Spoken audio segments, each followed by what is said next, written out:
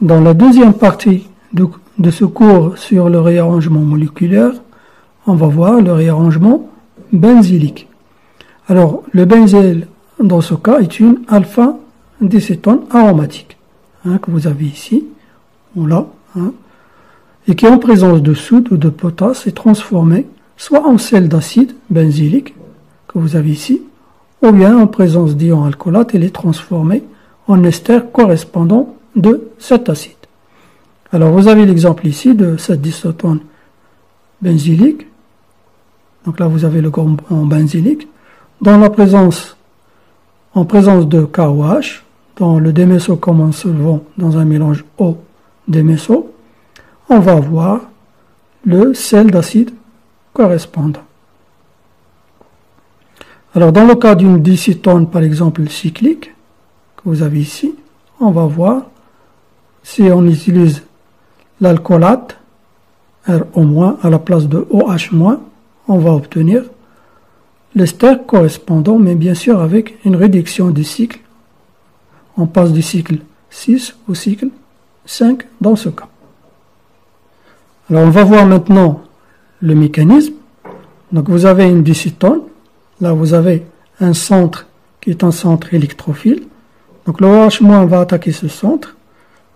La liaison que vous avez ici va revenir à l'oxygène. Donc, vous allez avoir cet intermédiaire. Et en retour, le retour de ce doublet-là, de cette charge négative, va permettre la migration de phényl. Donc là, c'est un réarrangement.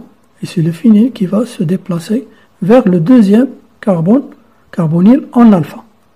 Donc vous allez avoir le retour des doublets de cette liaison ici. Et vous allez avoir O-. Alors ensuite, bien sûr, vous aurez un échange de protons, puisque le O- ici est plus basique. Donc il va arracher ce proton-là. Et on va passer par le sel d'acide benzylique. Alors que dans le cas de l'alcoolate, par exemple ici le méthanolate, donc c'est le méthanolate qui va attaquer. Et bien sûr, quand il va attaquer, cette charge reviendra ici, et la charge qui va prendre cette place va obliger le phényl à migrer à ce côté-là. Donc le O- qui va récupérer le doublet, cette liaison. Donc vous aurez O- ici. Et bien sûr, quand vous êtes en milieu aqueux, donc là, cette charge va arracher un proton. Et vous aurez la régénération de OH- et la formation de l'ester méthylique de l'acide benzylique. Donc vous allez avoir soit le sel d'acide benzylique si vous utilisez une base OH-, ou bien l'ester méthylique si vous utilisez un alcoolate. Et le cas ici, c'est le méthanolate. Alors, une petite remarque. On va voir le cas d'une dicétone asymétrique. Donc, lorsque le groupe méthyle substitue l'un des deux groupes phényl, son effet donneur d'électrons plus E augmente la densité électronique du carbonyle le plus proche. Et l'attaque de la base s'effectue totalement sur l'autre groupe carbonylique. Regardez ici, vous avez une molécule qui n'est pas symétrique. Donc vous avez deux groupements carbonyles qui ne sont pas identiques. Là vous avez un phényl, là un phényl, mais là vous avez un groupement méthyle. Donc ce phényl est un groupement donneur. Donc il va rendre ce centre moins électrophile, parce que vous avez un don d'électrons. Donc la charge plus est plus importante ici que ici. Ce qui fait l'attaque de OH- va se faire sur ce centre plutôt que celui-là. Donc vous allez avoir le déplacement et la formation de sels correspondants. Mais dans tous les cas, on va obtenir le seul produit que vous avez ici, l'acide, le sel d'acide benzylique. Là, vous avez un autre réarrangement qu'on appelle le réarrangement de Wolff. Alors, le réarrangement 1,2 de Wolff est la transformation de l'alpha-diazocétone en cétène. C'est l'étape clé de la synthèse d'homologation. On va voir ce que c'est que synthèse d'homologation. Donc, vous avez ici l'alpha diazocétone, donc diazocétone que vous avez ici. Vous avez deux azotes, donc c'est en position alpha. L'alpha diazocétone, donc on va libérer l'azote et on va voir cet intermédiaire qui va se transformer en cétène. Donc là, c'est la cétène qu'on a vue auparavant. Alors, ces réarrangements nous permettent l'homologation d'acides et de leurs dérivés. Donc c'est une réaction qui consiste à former un composé homologue identique du composé de départ ayant un carbone de plus. Donc c'est une réaction très intéressante. Regardez ici, vous avez un acide et on va obtenir un deuxième acide, mais avec un carbone de plus ici. Alors on commence par avoir le chlorure d'acide par addition du chlorure de thionyle. Et dans l'attaque de la diazométhane, donc on va substituer ce chlore par ce diazométhane. Et après hydrolyse, on va voir l'acide correspondant. Alors on va voir ça en détail. Dans cette synthèse d'Arndt-Ester, qui est une réaction d'homologation, le processus consiste à préparer la diazocétone pour former un acide ayant un carbone de plus que celui du chlorure d'acide d'origine. Donc on a vu comment on a obtenu le chlorure d'acide à partir du chlorure de thionyle. Donc on va faire l'attaque ici par la diazométhane. Alors la diazométhane que vous avez ici, diazométhane, est un bon nucléophile. Donc l'attaque de cette charge va se faire sur ce centre électrophile. Alors le retour de cette charge ensuite, son deuxième retour va permettre au groupement partant que vous avez ici, Cl- de partir. Donc on va voir une substitution. Alors là vous avez un groupement attracteur. Donc là vous avez cet hydrogène qui est très acide. Donc il va être arraché par un autre diazométhane que vous avez dans le milieu, puisque le diazométhane est aussi une base forte. Donc vous aurez cet intermédiaire avec un réarrangement que vous avez ici. Donc regardez le réarrangement. Donc cette liaison qui va se mettre ici et qui va obliger le groupement R à migrer. Et la migration ici va obliger l'azote à partir. Donc vous aurez l'attaque, la migration et le départ de l'azote. Et on va former l'acétène. Alors l'acétène, une fois hydrolysé, donc va vous donner l'acide correspondant. Alors si vous avez ROH pour un ester, ou bien RNH2 pour un amide. Donc tout dépend de ce que vous allez additionner ici. Donc si on additionne l'eau, si on hydrolyse dans l'eau, on va obtenir l'acide. Si on hydrolyse dans l'alcool, on va obtenir l'acide correspondant, l'ester correspondant. Et si on hydrolyse dans l'amine, on va obtenir l'amide correspondante. Alors par le même mécanisme, on peut avoir l'homologation des aldéhydes et des cétones. Donc là, vous avez un groupement carbonyle. Si vous avez ici un hydrogène, ça peut être un aldéhyde, mais sinon vous avez une cétone. Avec la diazométhane, on va le transformer au même groupement carbonyle, mais avec ce carbone de plus. Donc le carbone de plus que vous avez ici, il vient de la diazométhane. Bien sûr, après le départ de l'azote. Alors le mécanisme est pratiquement le même. Donc la diazométhane qui va attaquer ce groupement carbonyle, le retour de cette liaison, ensuite son deuxième retour, va obliger le groupement R2 à migrer vers ce carbone. Donc vous allez avoir, après le départ de l'azote, cet intermédiaire et ensuite la formation de groupement carbonyle avec un carbone de plus.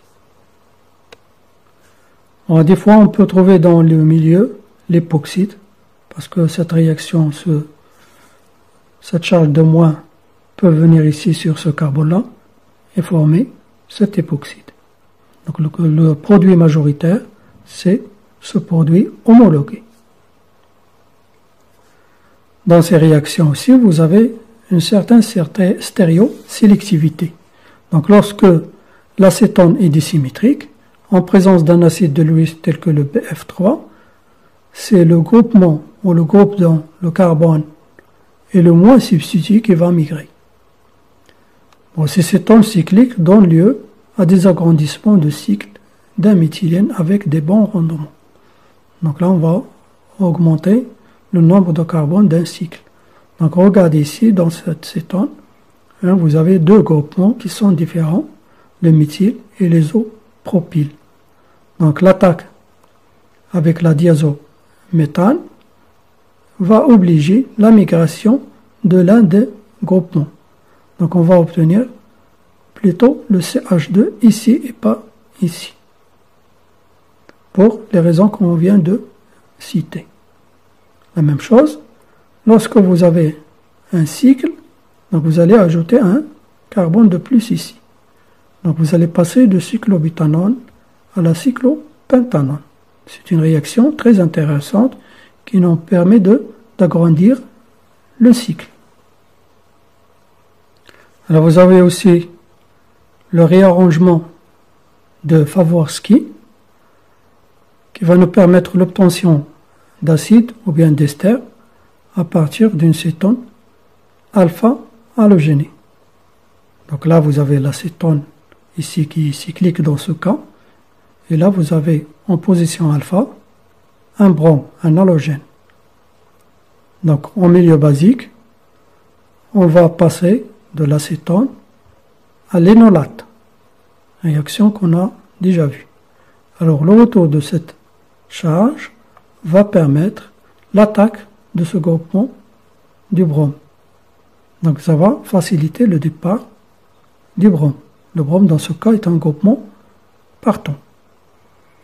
Alors vous pouvez avoir l'addition dans ce cas de ROOH-, et on va obtenir l'ester équivalent, mais on peut également avoir une base, puisque vous êtes ici au milieu basique, et l'attaque sur ce centre du carbonyle. Donc après le départ et le retour de cette charge va permettre la migration ou bien le départ de cette liaison, et on va voir une charge moins ici. Donc l'intermédiaire que nous avons obtenu va permettre l'ouverture de ce petit cycle. Bon, c'est une réaction instantanée, donc l'attaque et le départ. Alors la charge moins que vous avez ici est très basique, elle va arracher ce proton, et vous allez avoir la formation de sel d'acide, avec la réduction du cycle ici. Alors bien sûr, en milieu acide, on va régénérer l'acide correspondant. Alors si l'attaque de OH- a été faite avec RO-, donc on va voir le même passage, le même mécanisme, mais seulement ici, on va avoir OR, donc on va voir un ester à la place. Alors tous les réarrangements qu'on a vus jusque-là, ce sont des réarrangements d'un carbone vers un autre carbone. Alors maintenant on va voir d'autres réarrangements, tels que le réarrangement de carbone vers l'azote. Bon, c'est ce qu'on appelle le réarrangement de Smith et de Smith modifié. Alors le réarrangement de Smith est la formation d'amine à partir d'acides libres par action d'acide azotétrique. Bon, tout d'abord, on va commencer par la synthèse d'acide azotédrique. Donc il se fait à partir de l'azoture de sodium que vous avez ici en milieu acide, et on va obtenir l'acide azétitrique. Donc là vous avez les formes mésomères de cet acide. Alors l'attaque de cet acide, vous avez 3 azotes sur un acide carboxylique, va nous permettre d'obtenir l'isocyanate. Donc regardez ici, vous avez un azote pour les isocyanates. Alors que ce qu'on avait traité, vous avez ici un carbone, c'était les cétanes. Donc avec les isocyanates, on va obtenir les amines. Avec les cétanes, on va obtenir les acides correspondants. Donc après dégagement de l'azote, l'isocyanate que vous avez ici, en milieu aqueux, va se transformer en acide carbamique qui à son tour va donner un amine primaire après dégagement ou bien décarboxylation après dégagement de CO2. Alors on va voir le mécanisme. Alors dans le mécanisme, donc vous avez ici l'acide carboxylique. Alors ce composé nitrilé, l'un du doublet de l'azote va attaquer ce carbonyle. Donc vous aurez le départ de OH-. Alors bien sûr en milieu acide, on va avoir le départ d'une molécule d'eau, puisque le H+ va se fixer ici pour rendre le départ de cette molécule d'eau facile. Le doublet de l'azote va attaquer ce centre, donc vous aurez le départ d'une molécule d'eau et la formation d'azide protonique, ce composé-là.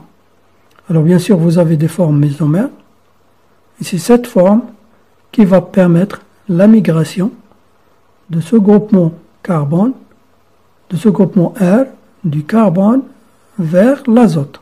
Donc c'est la clé de réarrangement. Carbone, azote. C'est pour ça qu'on les appelle réarrangement carbone, azote, parce que c'est le groupement R qui est après le départ de l'azote, N2, on va former les isocyanates protonés. Donc on avait formé les cétanes dans le cas de réarrangement carbone-carbone. Là, on va former les isocyanates protonés. Alors bien sûr, après hydrolyse, on va passer à ce composé-là. Et après décarboxylation, vous pouvez avoir NH3+. Et après le départ de l'azote, vous aurez la formation de l'amine primaire. Alors les réactions avec les cétones et les aldéhydes conduisent respectivement à des amides et des nitriles. C'est ce qu'on appelle le réarrangement de Smith modifié. Alors on va voir ici le mécanisme de ces réactions de Smith modifiées qui transforme votre cétone en amide que vous avez ici. Alors le mécanisme est le suivant. Donc en milieu acide, donc le H, le proton qui va attaquer ce doublet de l'oxygène. Donc vous aurez ce carbocation et là l'azote, un doublet de l'azote viendra se fixer ici. On va former cet intermédiaire. Donc là vous avez un hydrogène et un OH. Ça va dégager une molécule d'eau et former une liaison à ce niveau-là. Alors le retour ou la migration, c'est là où apparaît le réarrangement carbone-azote. Donc réarrangement de carbone de ce groupement R1 vers ce carbone vers cet azote va libérer une molécule d'azote. Et vous aurez cet intermédiaire qui va en milieu aqueux se transformer jusqu'à l'obtention d'un alpha-imine-ol, alpha-imino-alcool. Et bien sûr, c'est la forme tautomère de la fonction amide que vous avez ici. Alors dans le cas des aldéhydes, c'est le même processus. On va finir par obtenir la nitrile dans ce cas. Une petite remarque. Dans le cas des alkyles aryl cétone, donc lorsque vous avez ici un alkyle et un groupement phénylique par exemple ici, c'est le groupe aryl, c'est le groupement phényl qui migre. Par contre, si le groupe alkyle est volumineux, donc si vous avez un tertiobutyle par exemple, c'est alors lui qui va migrer. Alors on a ici dans ces réarrangements carbone-azote le réarrangement de Curti. Bon, c'est le réarrangement de Smith, mais avec le chlorure d'acide ou ester au lieu de l'acide qui est moins électrophile. Donc vous avez ici le chlorure d'acide qui va être attaqué dans ce cas par l'azoture de sodium que vous avez ici. Donc l'attaque se fait facilement, qui va permettre après le retour après l'échange de ces doublés, donc le départ de Cl-. Et on va obtenir la silazide. Donc là vous avez la silazide. Alors la silazide, vous avez une autre forme tautomère que vous avez ici. Et à partir de là, on va assister à la migration, donc après le départ de l'azote. Donc on peut avoir l'attaque et le départ de l'azote, mais là c'est une étape intermédiaire pour expliquer le réarrangement carbone-azote. Donc l'attaque de R ici va permettre le départ de l'azote, dégagement d'azote. Donc c'était un réarrangement carbone-azote. Et on va obtenir l'isocyanate qui est très réactif. Alors on va voir ce qu'on peut faire avec. Alors l'isocyanate peut ensuite être utilisé dans une autre réaction. On l'hydrolyse souvent pour obtenir l'amine correspondante. Il réagit aussi avec les alcools et les amines. Alors on prend dans cette diapo le réarrangement qu'on a vu. Donc la silazide que vous avez chauffée en milieu anhydre dans un solvant aprotique inactif est réarrangée en isocyanate. Donc vous avez ici la silazide qu'on a obtenue à partir du chlorure d'acide. En chauffant, on va libérer l'azote et obtenir l'isocyanate. Alors si vous ajoutez un alcool, vous allez obtenir le carbamate. Si vous ajoutez l'eau, vous allez obtenir l'amine. Par contre, si vous ajoutez une amine, vous allez obtenir une molécule qu'on appelle l'urée, N' disubstitué. Dans la même série de réarrangements carbone-azote, vous avez également le réarrangement de Beckmann. Donc c'est le réarrangement d'isoxyme en amide. Il se fluctue sous l'action d'agents acides comme les acides de Lewis et plus particulièrement le pentachlorure de phosphore. Alors vous avez ici ce qu'on appelle l'oxyme. Donc en présence de pentachlorophosphore qui va être transformé en amide secondaire. Donc là, on va assister à un réarrangement. Donc le R1 que vous avez ici, il va migrer vers cet azote qui va donner une amide secondaire. On va voir le mécanisme pour tout ça. Alors là, vous avez le mécanisme de la production d'un oxyme. Donc, vous avez un groupement carbonyle avec l'hydroxyamine, donc l'hydroxylamine, le doublé de l'azote ici qui va attaquer ce centre carbonyle. Alors, on va passer par cet intermédiaire, un échange de protons, ça veut dire le O- va arracher ce proton-là. Vous allez obtenir ce composé. Alors, bien sûr, si vous avez remarqué, vous avez le départ d'une molécule d'eau à partir de là, le OH ici, et l'hydrogène ici, donc départ d'une molécule d'eau qui va former une double liaison ici. Donc là, vous avez cet intermédiaire qui explique ça. Donc cette liaison qui revient ici, le départ de OH- qui va arracher après le proton. D'accord? Donc là, c'est le départ de cette molécule d'eau que vous avez ici, qui va former cette liaison et qui va donner l'oxyme. Alors on va voir ce qu'on va faire avec cette oxyme que vous avez ici. Alors dans ce cas, l'acétone se transforme en amide et c'est le groupement volumineux qui va migrer. Donc vous avez votre oxyme ici. Donc en milieu acide, on va former ici un groupement partant, qui est l'eau dans ce cas ici. Alors c'est ce qui oblige la migration de ce groupement R. Donc vous voyez ici, la migration de R va permettre le départ d'eau. Alors qu'auparavant, on a ici le départ de l'azote. Lorsque vous avez 3 azotes, on avait le départ de la molécule d'azote.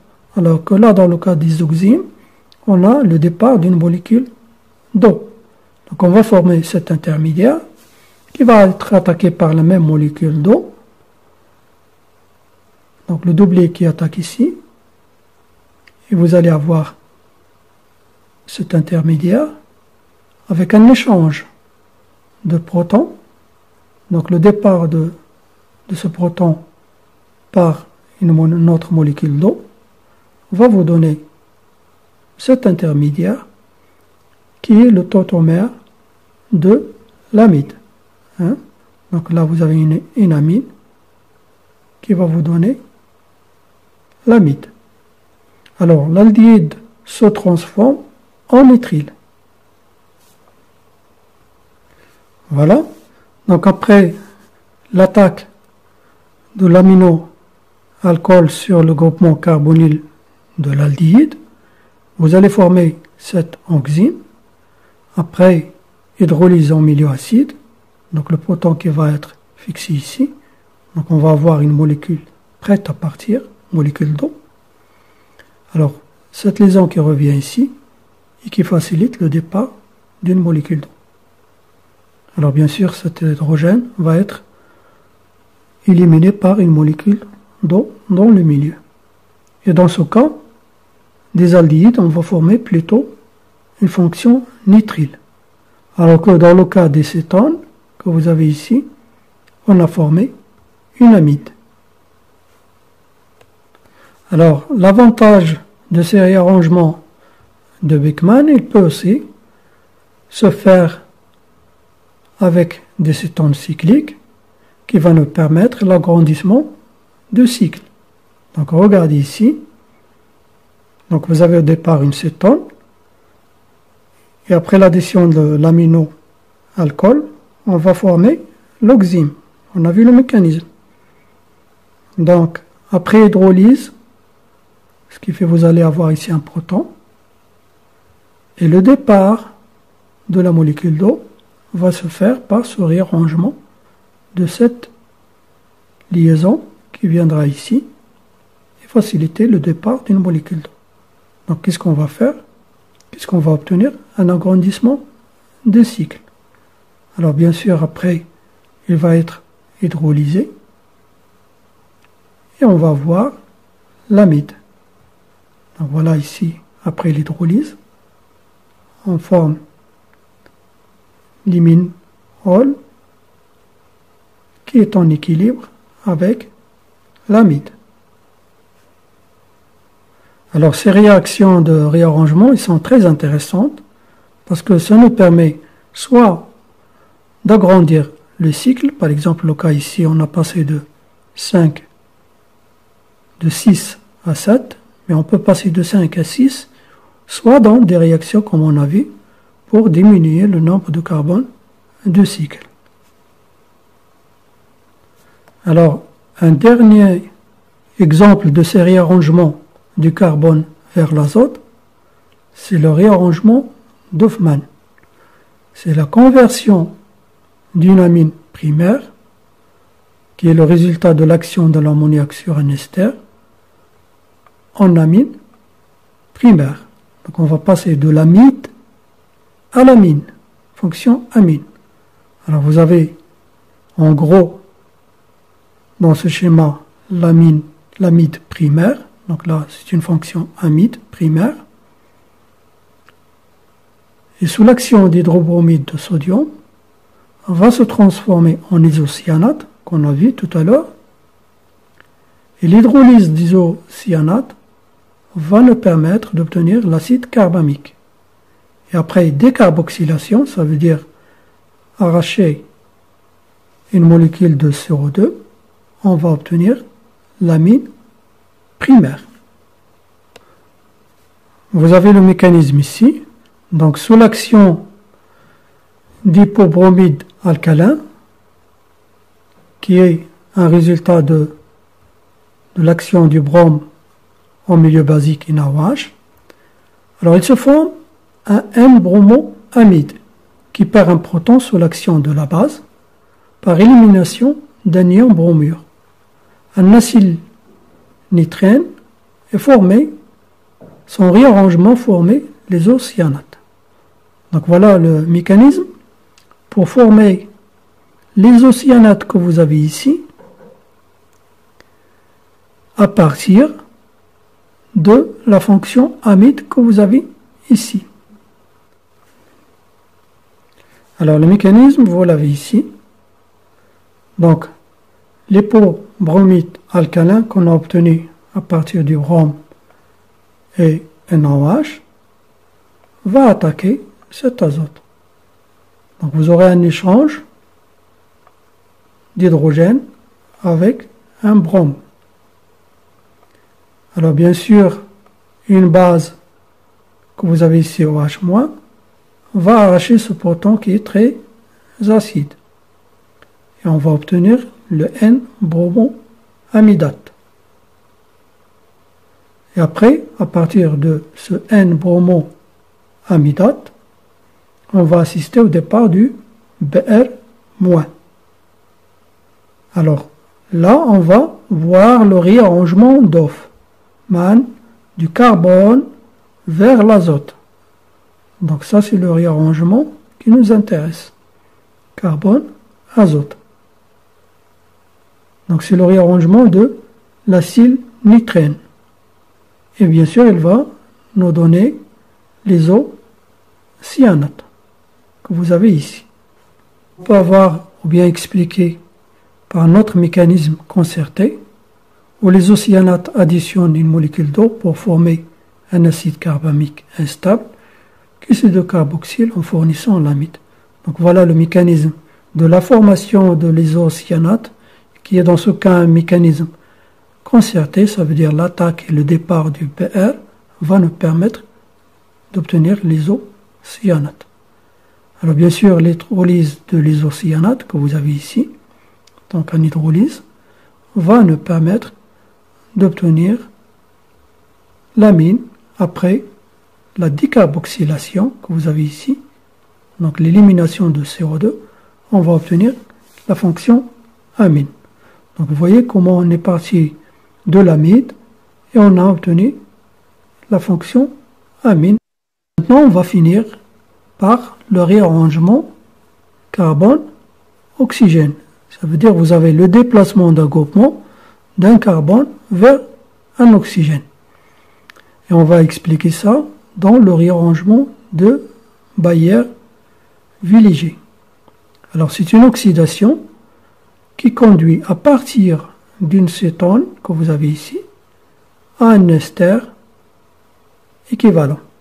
Alors là, via un réarrangement intramoléculaire. Donc à l'intérieur de la molécule, on va voir ce réarrangement. Alors lorsqu'on va mélanger une cétone par un peracide, donc là vous avez un peracide, donc le premier qui va être attaqué c'est ce carbonyle avec le proton de peracide. Donc on va former ce carbocation intermédiaire qui va s'ajouter sur la base conjuguée du peracide pour former ce composé-là. Alors c'est là où vient le réarrangement de Baeyer-Villiger du carbone vers l'oxygène et que va permettre le départ de cet acide, de la base de cet acide conjugué que vous avez ici. Donc c'est un réarrangement 1,2 mais carbone-oxygène. Alors on va former ce carbocation. Après le départ de cet proton, on va former l'ester à partir de cette cétone. Donc une cétone plus un peracide vous donne l'ester correspondant.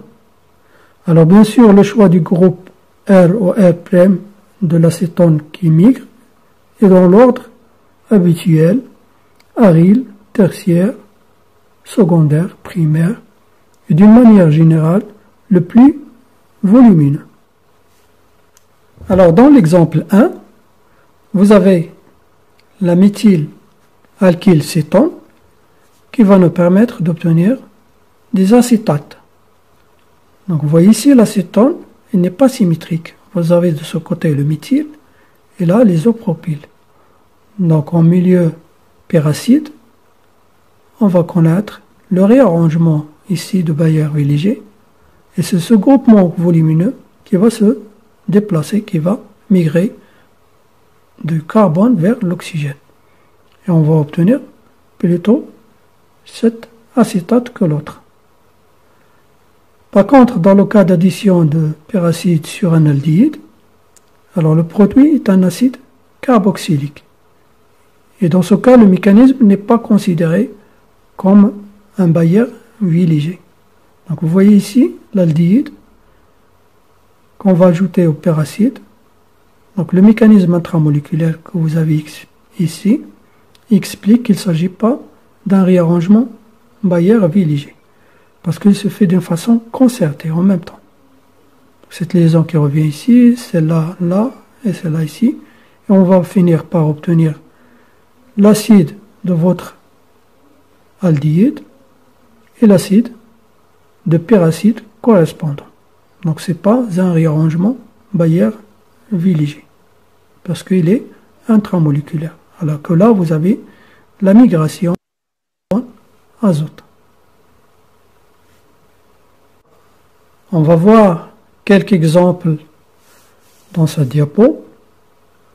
Donc les cétones cycliques sont oxydés en lactone. Donc là vous avez cet ester cyclique qu'on appelle le lactone. Il est formé à partir d'une cétone cyclique en milieu péracide. La même chose, les anhydrides d'acide que vous avez ici, par le même mécanisme, sont obtenus à partir d'une dicétone et d'un péracide. On peut avoir aussi les esters d'énol que vous avez ici. Donc c'est un ester et là vous avez un énol à partir des cétones insaturées. Donc là vous avez une cétone insaturée. Donc l'un des groupements va migrer. Donc ça va être ce groupement-là. Et on va obtenir un ester d'énol. Dans cet exemple, on a l'explication de l'obtention de la lactone. Donc c'est un ester cyclique. Alors cette réaction libère un acide carboxylique que vous avez ici. Et c'est une espèce assez réactive. Il faut donc faire attention avec certains groupements. Donc là vous avez l'acétone cyclique. Vous avez un pont électrophile, un centre électrophile. Donc là, le doublet de péracide va attaquer ce centre électrophile. Donc là, vous avez un échange de protons. Et on va assister au réarrangement carbone-oxygène. Alors dans ce cas, ces deux groupements d'un côté et de l'autre sont identiques. Donc d'un côté ou l'autre, ça ne changera pas. Et on va obtenir la lactone. Mais des fois, lorsque vous avez une cétone qui n'est pas symétrique, donc lequel va migrer, donc si ce composé qui migre, on va obtenir ce produit-là. Si cette partie qui va migrer, on va obtenir ce composé-là. Mais en fait, c'est ce produit qui va être majoritaire. Donc lorsque les deux formes lactone ne sont pas équivalents, on forme préférentiellement la lactone du côté le plus riche en électrons, c'est-à-dire le plus substitué, de manière à favoriser le réarrangement. Donc c'est cette lactone qui va être majoritaire, parce que c'est le groupement le plus riche qui va migrer, le groupement le plus riche en électrons. Voilà, on vient de finir ce cours sur le réarrangement moléculaire. Donc on a vu le réarrangement carbone-carbone. On a donné quelques exemples On a vu le réarrangement carbone-azote. On a donné aussi quelques exemples. Et on a fini par le réarrangement carbone-oxygène. Je vous souhaite bon courage.